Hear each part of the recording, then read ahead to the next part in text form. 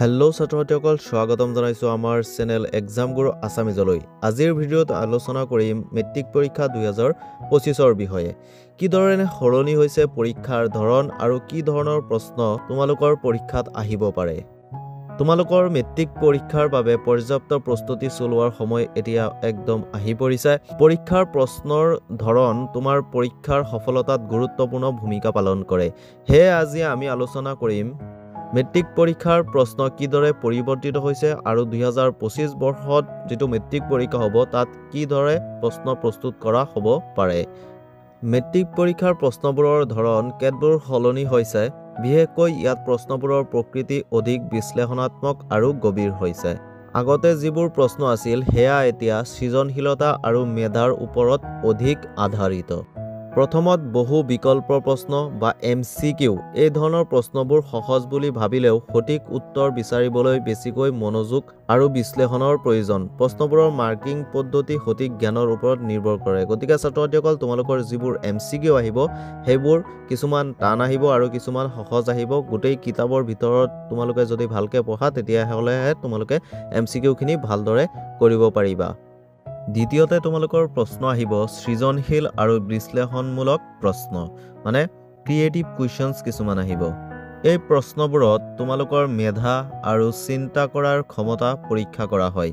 ইয়াত সাহিত্য, ইতিহাস, বিজ্ঞান ইত্যাদি বিষয়ে বিশ্লেষণ আৰু নিৰ্মাণমূলক চিন্তা আগবঢ়াবলগীয়া প্ৰশ্ন থাকিব। এই ধৰণৰ প্ৰশ্নত নিজৰ ধাৰণা আৰু চিন্তা প্ৰকাশ কৰাৰ সুযোগ থাকে। সেয়ে শিক্ষাৰ্থীসকলৰ বাবে এই প্ৰশ্নসমূহ খুবেই গুৰুত্বপূৰ্ণ।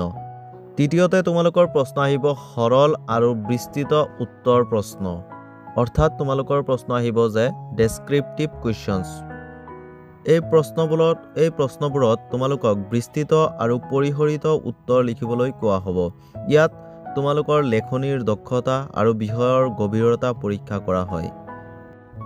এনে প্ৰশ্নৰ বাবে তোমালোকক সময় আৰু ধৈৰ্যৰ প্ৰয়োজন, যাতে সকলো দিশৰ পৰা সঠিক তথ্য যোগান ধৰিব পাৰা।